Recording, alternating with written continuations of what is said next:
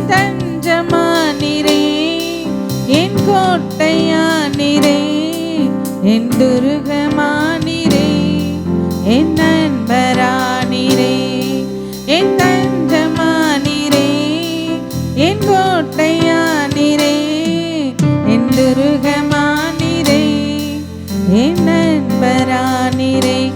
உங்க பிரசன்னத்தில் சிறகில்லாமல் பறக்கிறேன், உங்க சமூகத்தில் குறைவில்லாமல் வாழ்கிறேன்.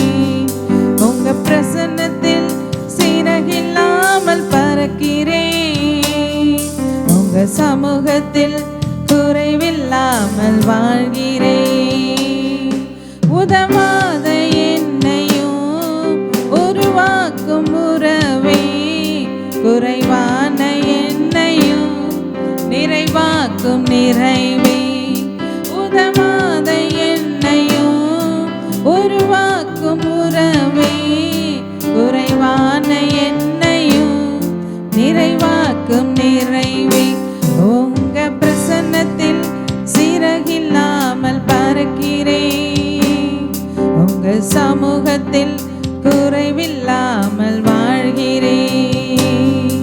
உங்க பிரசன்னத்தில் சிறகில்லாமல் பறக்கிறேன், உங்க சமூகத்தில் குறைவில்லாமல் வாழ்கிறேன்.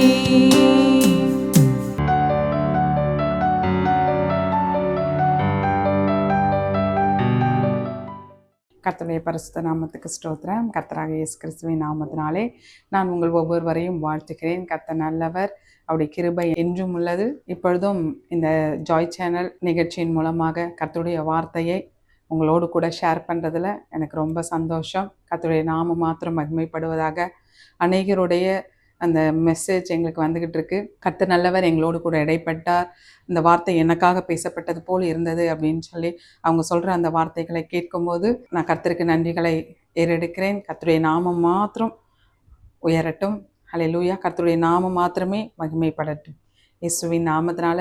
இப்பொழுதும் இன்னைக்கும் நாம் தியானிக்க போகிற வேத வசனம் 1 கொரிந்தியர் 1:28. உள்ளவைகளை அவமாக்கும்படி உலகத்தின் இழிவானவைகளையும் அற்பமாய் எண்ணப்பட்டவைகளையும் இல்லாதவைகளையும் தேவன் தெரிந்து கொண்டார். ஹல்லேலூயா. ஆண்டவர் தெரிந்து கொள்றாராம் பாருங்க. அற்பமாய் எண்ணப்பட்டவைகளை, இல்லாதவைகளை, இழிவாய் எண்ணப்பட்டவைகளை ஆண்டவர் தெரிந்து கொள்கிறார். ஹல்லேலூயா. ஏன் இப்படிப்பட்டவைகளை ஆண்டவர் தெரிந்து கொள்கிறார்? அடுத்த வேத வசனம் பாருங்க. 1 கொரிந்தியர் 1:29. மாம்சமான எவனும் தேவனுக்கு முன்பாக பெருமை பாராட்டாதபடிக்கு அப்படி செய்தார். ஹல்லேலூயா, ஹல்லேலூயா. மாம்சமான யாவரும் தேவனுக்கு முன்பாக பெருமை பாராட்டாதபடிக்கு அப்படி செய்தார். ஹல்லேலூயா. பரலோகத்துல தேவதூதர்களை உருவாக்கி அதுல 3 பேர்ல இந்த லூசிபருக்கு எல்லா காரியங்களும், வைரம், வைடூரியம், பொக்கிஷங்களை பார்க்கிற காரியங்கள், இப்படி ஆராதனைக்குரிய காரியங்களை அந்த லூசிபருக்கு கொடுத்த போது பெருமை அடைந்து நான் வானத்துக்கும் ஏறுவேன், உன்னதமானவரின் சிங்காசனத்துக்கு மேலும் போவேன் அப்படின்னு சொல்லி அந்த லூசிபர் நினைத்த போதுதான் பரலோகத்திலிருந்து அந்த லூசிபரை கீழே தள்ளினார். ஹல்லேலூயா. ஆண்டவர் நேசிக்கிற மனுஷர்கள் அன்னைக்கு ஆதாம் ஏவாளன் சிருஷ்டித்து அவர்கள் நேசித்தார். தன்னுடைய சுவாசத்தை அந்த மனுஷர்கள் கொடுத்த நல்ல ஆண்டவர். ஹல்லேலூயா. அந்த தேவதூதர் செய்தது போல இந்த மனுஷர்கள் நடக்கக்கூடாதுன்னு சொல்லிதான் மாம்சத்தில் வந்த எவனும் தேவனுக்கு முன்பாக பெருமை பாராட்டாதபடிக்கு கர்த்தர் அப்படி செய்தாராம். எப்படி செய்தார்? 27 பார்ப்போம். ஞானிகளை வெட்கப்படுத்தும்படி தேவன் உலகத்தில் பைத்தியமானவர்களை தெரிந்து கொண்டார், பலமுள்ளவைகளை வெட்கப்படுத்தும்படி தேவன் உலகத்தில் பலவீனமானவர்களை தெரிந்து கொண்டார். ஹல்லேலூயா. ஞானிகளை வெட்கப்படுத்தும்படி பைத்தியமானவர்களை தெரிந்து கொண்டாராம். ஹல்லேலூயா. பலவான்களை வெட்கப்படுத்தும்படி பலவீனர்களை தெரிந்து கொண்டாராம். ஹல்லேலூயா. அன்னைக்கு மீதியானர்கள் பலவான், பெருத்த கூட்டம், அவருக்கு பயந்திருந்த இந்த கிதியோனு தான் பாருங்க ஆண்டவர் தெரிந்து கொள்கிறாராம். ஒரு சின்ன கூட்டத்தோடு போய் அந்த பலவான முறியடிங்க அப்படின்னு சொல்லி இந்த பலவீனரான அந்த கிதியோனை ஆண்டவர் சூஸ் பண்றதை நம்ம பார்க்கலாம். எஸ்தர் புத்தகத்துல அந்த வஸ்தியம் அழகா இருக்காங்க. ராஜா ஒரு விருந்து செய்யறாரா, எனக்கு பிடித்தவங்களுக்கு நானும் ஒரு விருந்து செய்வேன் அப்படின்னு சொல்லி பெருமையாய் நடந்த போதுதான் அந்த வஸ்தியை தள்ளி எஸ்தரை ராஜாத்தியாய் மாற்றின ஆண்டவர் நம்முடைய ஆண்டவர். உள்ளவைகளை அவமாக்கும்படி இல்லாதவர்களையும் அற்பமாய் எண்ணப்பட்டவர்களையும் தெரிந்து கொள்கிற ஆண்டவர் நம்முடைய ஆண்டவர். நீங்களா அற்பமா எண்ணப்படுறீங்களா? ஆமா சிஸ்டர், இருக்கிற இடத்துல நான் ரொம்ப அற்பமாக எண்ணப்படுறேன், வேலை இடத்துல நான் ரொம்ப அற்பமாக எண்ணப்படுறேன், என்னை பார்ஷியாலிட்டி பார்த்து பார்த்து என்னை கொள்றாங்க.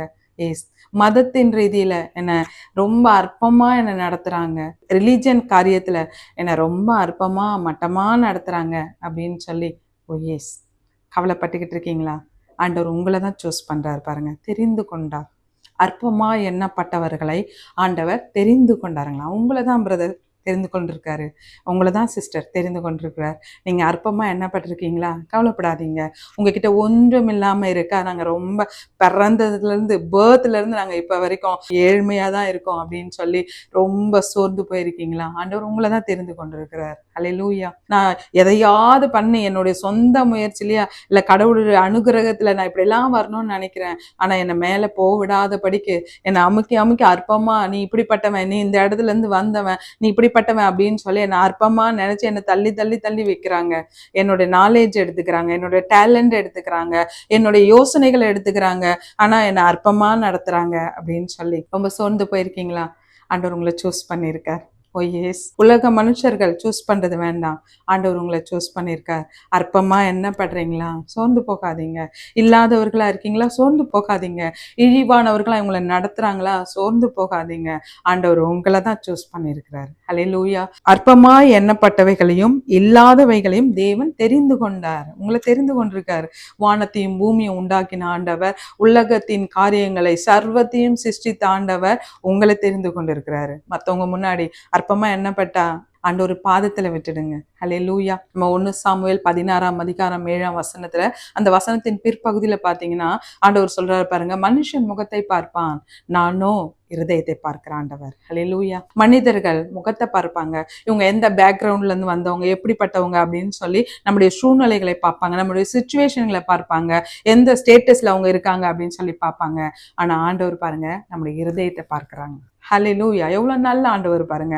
நம்முடைய இருதயத்தை பார்த்து, நம்முடைய பலவீனங்களை பார்த்து, நம்முடைய இல்லாத காரியங்களை பார்த்து, நம் அற்பமா எண்ணப்படுற காரியத்தை பார்த்து நம்மை ஆண்டவர் தெரிந்து கொள்கிறார். ஹல்லேலூயா. எந்த கிருபை போதுமே, அவர் நம்மை சூஸ் பண்ற அந்த கிருபை போதுமே. ஹல்லேலூயா. அவருக்கு நாம் நன்றி சொல்லுவோம்.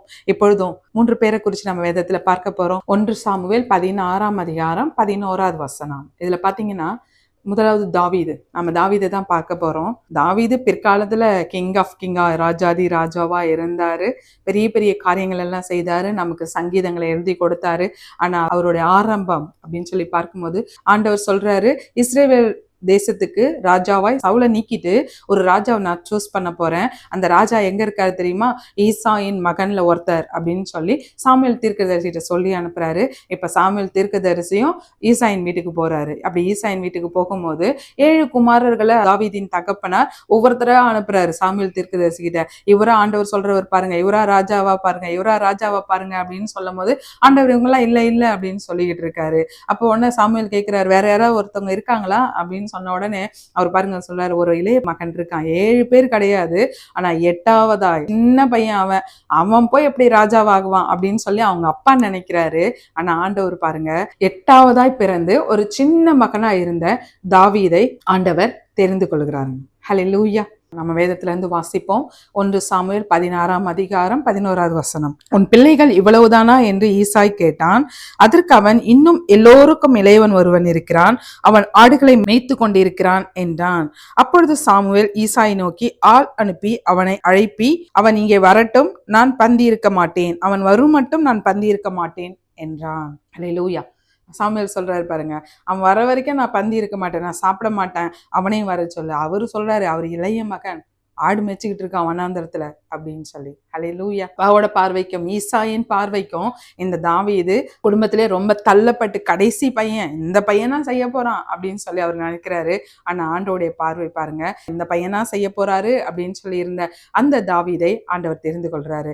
இன்னொரு குடும்பத்துல முதல் தகப்பனார் பாருங்க, அவர் அப்படி நினைக்கிறாரு.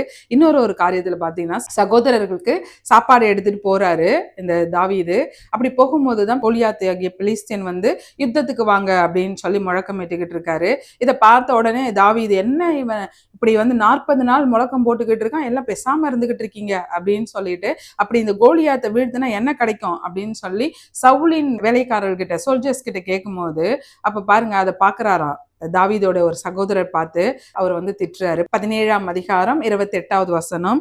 அந்த மனுஷரோட அவன் பேசிக் கொண்டிருக்கிறதை அவன் மூத்த சகோதரனாகிய எலியாப் கேட்டபோது அவன் தாவீதின் மேல் கோபம் கொண்டு, நீ இங்கே வந்தது என்ன? வனாந்திரத்தில் உள்ள அந்த கொஞ்ச ஆடுகளை யார் வசத்தில் விட்டாய்? யுத்தத்தை பார்க்க அல்லவா வந்தாய்? உன் துணிகரத்தையும் உன் இருதயத்தின் அகங்காரத்தையும் நான் அறிவேன் என்றான். ஹல்லேலூயா, ஹல்லேலூயா. அவர் இஸ்ரவேலின் தேவனுடைய சேனைகளை இப்படி திட்டிக்கிட்டு இருக்கான், அப்படி தூஷிட்டு இருக்கான், எல்லாம் இப்படி சும்மா இருக்காங்களே அப்படின்னு சொல்லி தாவீது கோவப்படுறாரு. ஆனா அவங்க சகோதரர் பாருங்க என்ன சொல்ற, உன் துணிகரத்தையும் உன் இருதயத்தின் அகங்காரத்தையும் நான் அறிவேன். ஹல்லேலூயா. அவருடைய பார்வை பாருங்க எப்படி இருக்கு.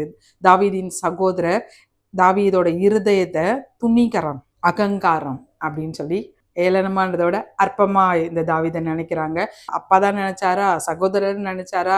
கோலியாத்தும் பாருங்க, கோலியாத்து முன்னாடி போய் தாவீது நிற்கிறாரு.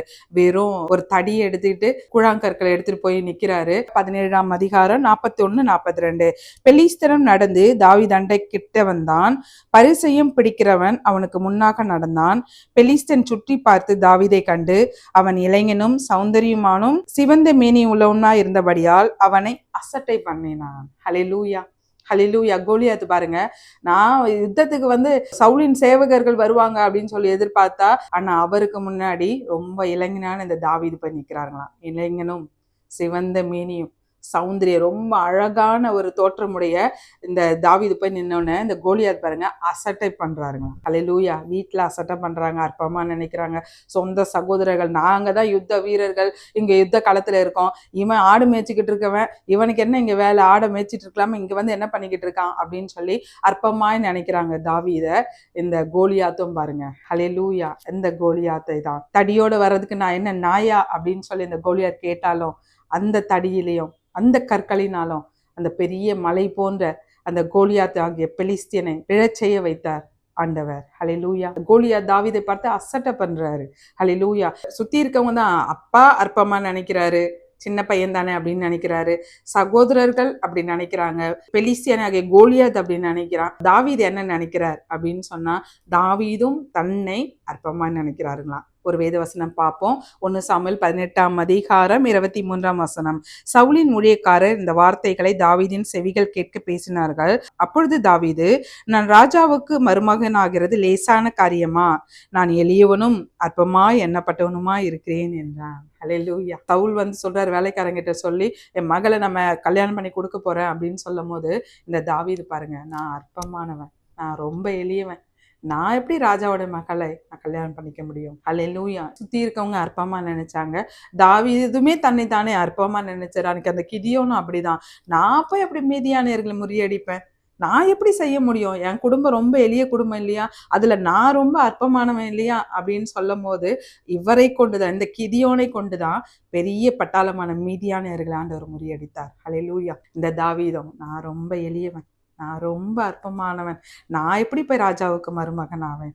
எஸ், ஆண்டவர் பாருங்க இந்த தாவீதை தான், இந்த அற்பமாய் தன்னையும் நினைத்து சுற்றி இருக்கவங்களும் நினைத்த இந்த தாவீதை தான் ஆண்டவர் உயர்த்தினாரு. ஆண்டவருடைய பார்வை எப்படி இருந்தது அப்படின்னு சொல்லி அவர் வேதத்துல இருந்து தாவீது சொல்றதை நம்ம வாசிக்கலாம்.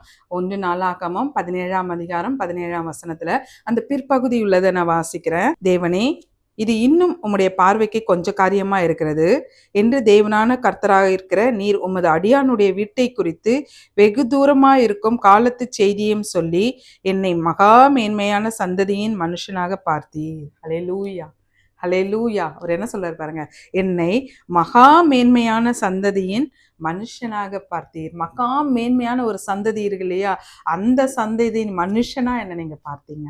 ஹல்லேலூயா. நம்முடைய ஆண்டவர் மற்றவங்க அற்பமா பார்க்கலாம், ரொம்ப வளர்ந்தவங்க நம்மளை அற்பமா பார்க்கலாம், நம்ம உற்றார் உறவினர்கள் பண பலத்திலேயோ இல்லை மற்ற காரியத்திலேயோ நம்மளை அற்பமா பார்க்கலாம். ஆனா ஆண்டோடைய பார்வை பாருங்க, அதனாலதான் ஆண்டவர் சொல்றாரு, மனுஷன் முகத்தை பார்ப்பான், நான் இருதயத்தை பார்க்கிறேன். அவர் சொல்றாரு பாருங்க, என்னை மகா மேன்மையின் சந்ததியாய். ஏன்னு சொன்னா இந்த தாவீது நான் ஆண்டவருக்கு தேவாலயம் கட்டுவேன்னு சொல்றாரு. ஆண்டவர் சொல்றாரு, உன்னுடைய ரத்தக்கார படைஞ்சிருக்குப்பா, அதனால நீ கட்ட வேண்டாம், ஆனா உன் சந்ததி அதை கட்டுவாங்க அப்படின்னு சொல்லி ஒரு ஆசீர்வாதத்தை கொடுக்கிறாரு. அப்பதான் அவர் சொல்றாரு, என்னை மகா மேன்மையான ஒரு சந்ததி, தாவீதின் தேவாலயம் அப்படின்னு சொல்லி இப்பொழுதும் சொல்லப்படுற எருசலேம் சாலமோன் கட்டப்பட்ட தேவாலயம் அப்படின்னு சொல்லி இப்பொழுது வரைக்கும் இந்த நாள் வரைக்கும் பேசப்பட்ட அந்த மகா மேன்மையான சந்ததியா என்ன அப்படிப்பட்ட ஒரு மனுஷனாய் பார்த்தீர் அப்படின்னு சொன்ன தாவீது. ஹல்லேலூயா. ஆண்டவர் பார்க்கிற பார்வை வேறு, மற்றவங்க பார்க்கிற பார்வை வேறு. அதை பற்றி கவலைப்படாதீங்க. உங்களை அற்பமாக நினைக்கிறாங்களா? ஆண்டவர் உங்களை தான் சூஸ் பண்ணியிருக்காரு. அன்னைக்கு தாவீதை சூஸ் பண்ண ஆண்டவர் உங்களை சூஸ் பண்ணியிருக்காரு. இப்பொழுதும் 2வது ஒருத்தங்களை குறித்து பார்க்கலாம். அந்த மனுஷியும் அற்பமா என்றாங்களாம். ஆதியாகமம் 29ஆம் அதிகாரம் 31ஆம் வசனம். லேயாள் அற்பமாய் எண்ணப்பட்டாள் என்று கர்த்தர் கண்டு அவள் கர்ப்பம் தரிக்கும்படி செய்தார். ராக்கேலோ மலடியா இருந்தாள். ஹல்லேலூயா. லேயாள் அற்பமா எண்ணப்பட்டாள் என்பதை கர்த்தர் கண்டாருங்களாம். ஹல்லேலூயா. நீங்களும் சொல்லலாம், அற்பமா நடத்திக்கிட்டு இருக்காங்களே, ஆண்டவர் என்ன பார்த்துக்கிட்டு இருக்காரா அப்படின்னு சொல்லி நம்ம கேட்கலாம். ஆனா வேதவசனம் பாருங்க, லேயாள் அற்பமா எண்ணப்பட்டதை கர்த்தர் கண்டு, ஹல்லேலூயா, அவர் பார்த்து லேயாளை கர்ப்பம் தரிக்கும்படி செய்தார். ராக்கேலோ மலடியா இருந்தாங்க. ஹல்லேலூயா. ஏன் லேயாள் அற்பமா எண்ணப்பட்டாங்க? அதே வேதவசனம் 17 பார்த்தீங்கன்னா, லேயாளுடைய கண்கள் கூச்ச பார்வையா இருந்தது, ராக்கேலோ ரூபவதியுமாய் பார்வைக்கு அழகானவளுமாய் இருந்தாள். ஹல்லேலூயா. ஹல்லேலூயா. கூச்ச பார்வை. இந்த லேயாளுக்கு கூச்ச பார்வையா இருக்கு. அது மட்டும் இல்லாம அழகு இல்லாம இருக்காங்களாம், ரூபவதியா இல்லாம இருக்காங்க. அதனால கணவர் அவங்கள அற்பமா பார்க்குறாரு, அவங்க மேல பாசம் இல்லாம இருக்காரு. அதனால இந்த அம்மாக்கு எவ்வளோ வேதனையா இருந்திருக்கும் பாருங்க. இவங்களை திருமணம் முடிஞ்சு இன்னொரு சகோதரிக்காக திரும்ப 7 வருஷம் திரும்ப வேலை செய்யறாரு. அந்த லேயாள் அற்பமா என்னப்பட்டதை பார்த்து அவங்க ரொம்ப துக்கமா இருக்காங்க. இப்ப கருத்தரிச்ச உடனே அவங்க பாருங்க என்ன சொல்றாங்க, லேயாள் கர்ப்பவதியாகி ஒரு குமாரனை பெற்று கர்த்தர் என் சிறுமையை பார்த்தருளினார். என்ன சொல்றாங்க பாருங்க, கர்த்தர் என் சிறுமையை பார்த்தருளினார்.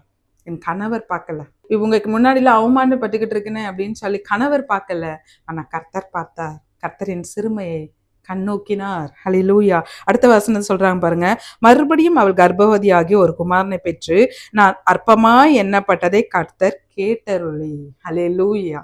ஹல்லேலூயா. நான் அற்பமா எண்ணப்பட்டேன் இல்லையா, அதை கர்த்தர் கேட்டருளினார். பார்த்தாரு, கேட்டாரு. ஹல்லேலூயா. நீங்க அற்பமா நடத்தப்பட்டுக்கிட்டு இருக்கீங்களா? ஏளனமா உங்களை சுத்தி சுத்தி எல்லா விதத்தில் தள்ளி வைக்கிறாங்களா? ஆண்டவர் உங்களுக்கு நடக்கிற ஒவ்வொன்றையும் அவர் பார்த்துக்கிட்டு இருக்காரு. அவர் பார்த்துட்டு பார்க்காம அப்புறம் போகிற ஒரு ஆண்டவர் அல்ல. ஹல்லேலூயா. ஹல்லேலூயா. கேட்டு பார்த்து அவருக்கு பதில் கொடுக்கிற ஆண்டவர்.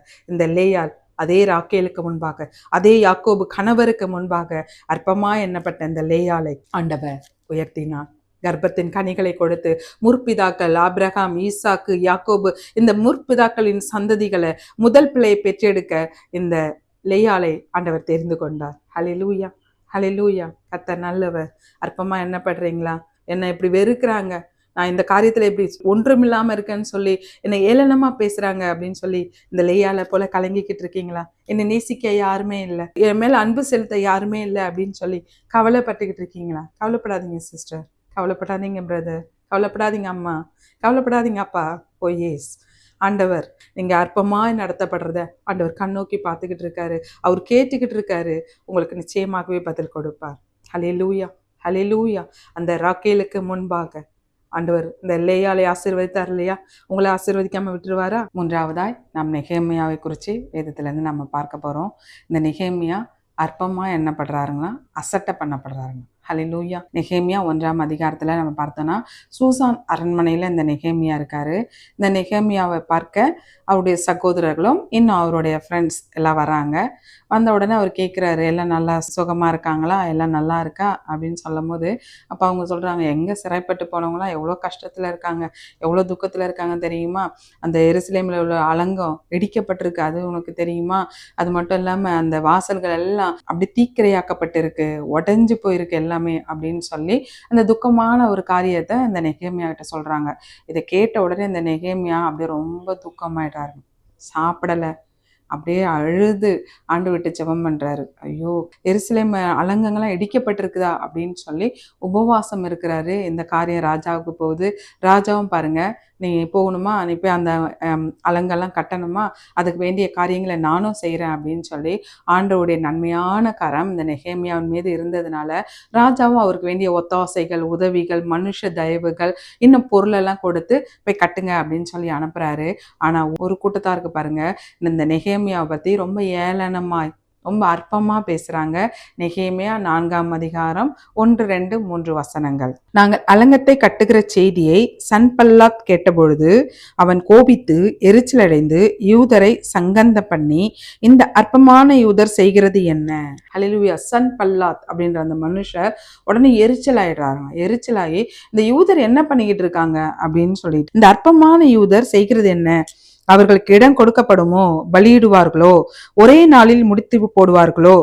சுட்டெடுத்து போடப்பட்டு மண்மேடுகளான கற்களுக்கு உயிர் கொடுப்பார்களோ? என்னென்ன சொல்றாங்க பாருங்க. என்ன பலி கொடுத்துருவாங்களா? என்ன கட்டி முடிச்சிருவாங்களா? சுட்டெடுத்து போடப்பட்ட மண்மேடுகளுக்கு உயிர் கொடுத்துருவாங்களா? அவங்களால முடியுமா அப்படின்னு சொல்லி சகோதரருக்கும் சமரியாவின் சேனைக்கும் முன்பாக சொன்னான். சன்பல்லாத், அற்பமான யூதர், அவங்க எப்படி கட்டி முடிக்க முடியும் அப்படின்னு சொல்லி இந்த நெகேமியாவை ரொம்ப அற்பமா பேசுறாருங்களாம். அவர் தான் அப்படி பேசுறான்னு அவர் சகோதரர் பாருங்க 3ஆம் வசனத்துல, அப்பொழுது அம்மோனியன் ஆகிய தொபியா அவன் பக்கத்தில் நின்று, அவர்கள் கட்டினாலும் என்ன, ஒரு நரி ஏறி போனால் அவருடைய கல் மதில் இடிந்து போகும் என்றான்.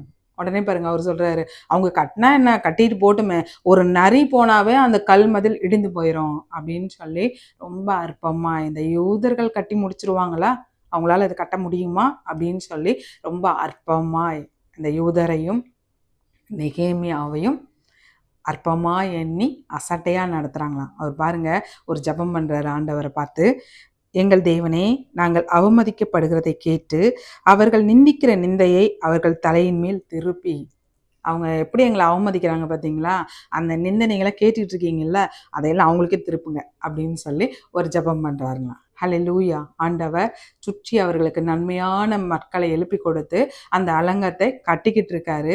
இப்படி கட்டிக்கிட்டு இருக்காரு, பாதி முடிஞ்சிருச்சு அப்படின்னு சொல்லி இந்த சன்பல்லாத்துக்கும் இன்னும் கூட இருக்கவங்களுக்குலாம் அந்த செய்தி போன உடனே அவங்கள எரிச்சல் ஆகுறாங்களாம். எரிச்சலாகி அந்த 4ஆம் அதிகாரம் 7ஆம் வசனத்துல, எருசலேமின் அலங்கம் கட்டப்படுகிற வேலை வளர்ந்தேறுகிறது என்றும் இடிக்கப்பட்ட இடங்கள் அடைக்கப்பட்டு வருகிறது என்றும் சன்பல்லாத்தும் தொபியாவும் அரேபியரும் அம்மோனியரும் அஸ்தோத்தியரும் கேட்டபொழுது அவர்கள் மிகவும் எரிச்சலாகி, பாருங்க பாதி வேலை நடந்துகிட்டு இருக்கு முடிஞ்சுக்கிட்டு இருக்கு அப்படின்னு சொன்ன உடனே எரிச்சல் ஆயிடுறாங்க. ஏன்னு சொன்னா, அற்பமானவங்க இவங்க எப்படி கட்ட முடியும் அப்படின்னு சொல்லி அவங்க நினைச்சது ஒண்ணு, ஆனா இங்க நடந்துகிட்டு இருக்க காரியம் எல்லாம் நடந்து பாதி வேலை முடிஞ்சுக்கிட்டு இருக்கணும்னு எரிச்சலாகி இவங்க கூட யுத்தத்துக்கு போறாங்களாம். ஹல்லேலூயா, ஹல்லேலூயா. நெகேமியா கூடயும் அவங்களோடு கூட இருக்கிறவர்கள் கூட யுத்தத்துக்கு போறாங்க. எருசலேமின் மேல் யுத்தம் பண்ண எல்லோரும் ஏகமாய் வரவும் வேலையை தடுக்கவும் கட்டுப்பாடு பண்ணினார்கள். ஹல்லேலூயா. கட்டுப்பாடு பண்றாங்க. யுத்தம் வரப்போகுது, அதனால இதெல்லாம் கட்டக்கூடாது, இதெல்லாம் செய்யக்கூடாது அப்படின்னு சொல்லி கட்டுப்பாடு பண்றாங்க. ஆனாலும் நாங்கள் எங்கள் தேவனை நோக்கி ஜெபம் பண்ணி அவர்கள் நிமித்தம் இரவும் பகலும் ஜாமக்காரர்களை வைத்தோம். ஆண்டவரை நோக்கி ஜெபம் பண்ணாங்களாம் எல்லாரும், ஜாமக்காரர்களை வைத்து. நெகேமியா அந்த கூட்டத்தாரை பார்த்து சொல்றாரு, அதை நான் பார்த்து எழும்பி பிரபுக்களையும் அதிகாரிகளையும் மற்ற ஜனங்களை நோக்கி, அவர்களுக்கு பயப்படாதிருங்கள், நீங்கள் மகத்துவம் பயங்கரமான ஆண்டவரை நினைத்து. அந்த கூட்டத்தை பார்த்து பயப்படாதீங்க, நீங்கள் பயங்கரமும் மகத்துவமான ஆண்டவரை நினைத்து இந்த வேலையில இறங்குங்க, யுத்தத்துக்கு தயாராகுங்க. உங்க சகோதரர்களை நினைத்து கொள்ளுங்க, உங்க குமாரர்களை நினைத்து கொள்ளுங்க, உங்க குமாரிகளை நினைத்து கொள்ளுங்க, உங்க மனைவி பிள்ளைகளை நினைத்து கொள்ளுங்க, உங்களுடைய சந்ததிகள், உங்கள் வீடுகள் இதெல்லாம் வாய்க்கணும்னு சொன்னா நீங்க யுத்தத்துக்கு ஆயத்தமாகுங்க அப்படின்னு சொல்லும் போது பாதி கூட்டத்தார் அவங்க பாதி பேர் யுத்தத்துக்கும் பாதி பேர் கட்டுறதுக்கும் ரெடி ஆகுறாங்களாம். ஹல்லேலூயா, ஹல்லேலூயா. இவங்க கட்டிக்கிட்டு இருக்கும்போது பாதி பேர் யுத்தத்துக்கு ஈட்டிகளையும் கேடகங்களையும் பிடிச்சிட்டு நிக்கிறாங்களாம். மீதி பேர் ஜாமக்காரர்களா நின்று வேவு பார்க்கறாங்க. ஹல்லேலூயா. ஆண்டவரின் நன்மையான கரம் ஏளனமாய் பேசின அசட்டை பண்ணின இந்த நெகேமியாவை ஆண்டவர் சூஸ் பண்ணாரு, இடிந்து போன அலங்கத்தை கட்ட.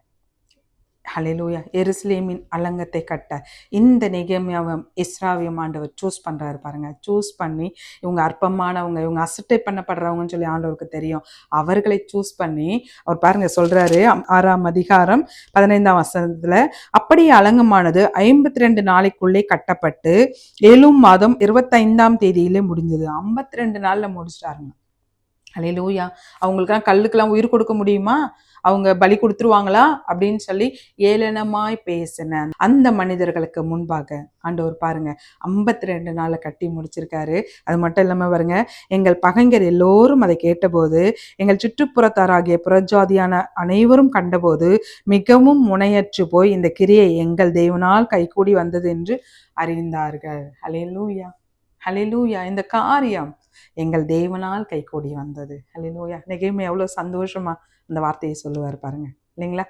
இவங்க பண்ணிடுவாங்களா, செஞ்சிருவாங்களா அப்படின்னு பேச அந்த காலத்தில், அந்த நேரத்தில் 52 நாள் அதை முடித்து பகைவர் எரிச்சலான ஒவ்வொருத்தரும் இது கர்த்தரால் ஆனது, இந்த அற்பமானவர்களை வைத்து, இந்த அசட்டை பண்ணவர்களை வைத்து ஆண்டவர் அழகாய் அந்த அலங்கங்களை கட்டி முடித்தார் அப்படின்னு சொல்லி. ஹல்லேலூயா. அற்பமா வேலை இடத்துல இருக்கிறோம், அற்பமா எங்ககிட்ட பணம் இல்லாதனால அற்பமா நினைக்கிறாங்க, எங்களுடைய ஜாதி நிமித்தம் எங்களை ரொம்ப இழிவாக பேசிக்கிட்டு இருக்காங்க அப்படின்னு சொல்லி ரொம்ப கவலைப்பட்டுக்கிட்டு இருக்கீங்களா? கவலைப்படாதீங்க. யாரெல்லாம் உங்களை ஏளனமாக பேசுகிறாங்க, யாரெல்லாம் உங்களை ஒரு ஏளனமாக நடத்துகிறாங்க, ஒதுக்கி வைக்கிறாங்களா, இப்படி இருக்கீங்க அப்படின்னு சொல்லி உங்களை ஒதுக்கி வைக்கிறாங்களா? கவலைப்படாதீங்க.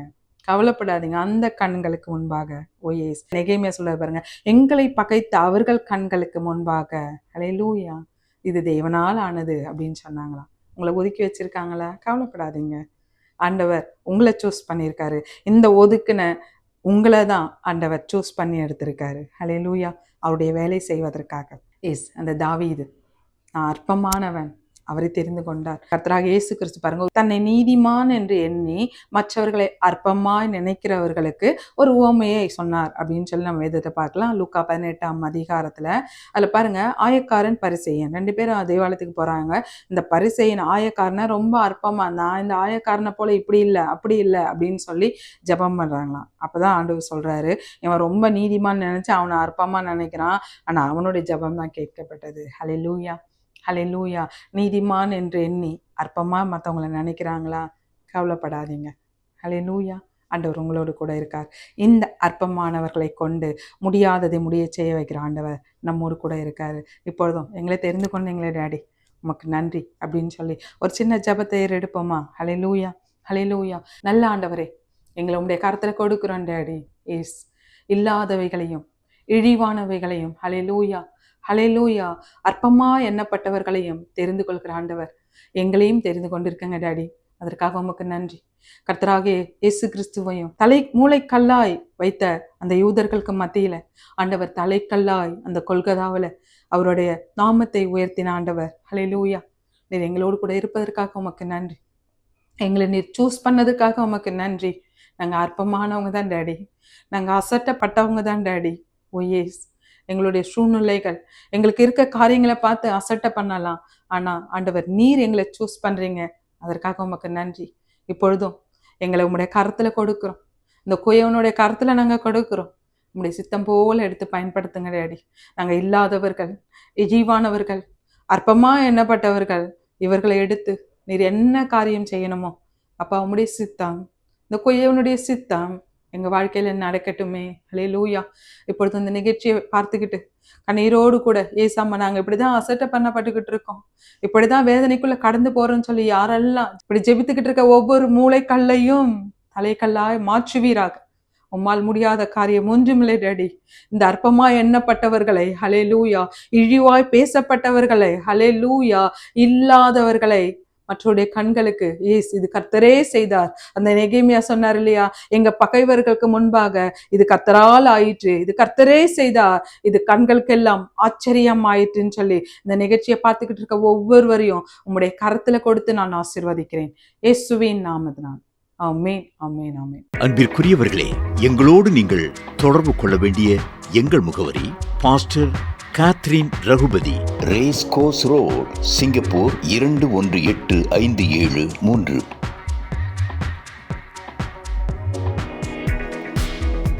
For prayer request in Singapore number 6589872057. For India number 074180718556.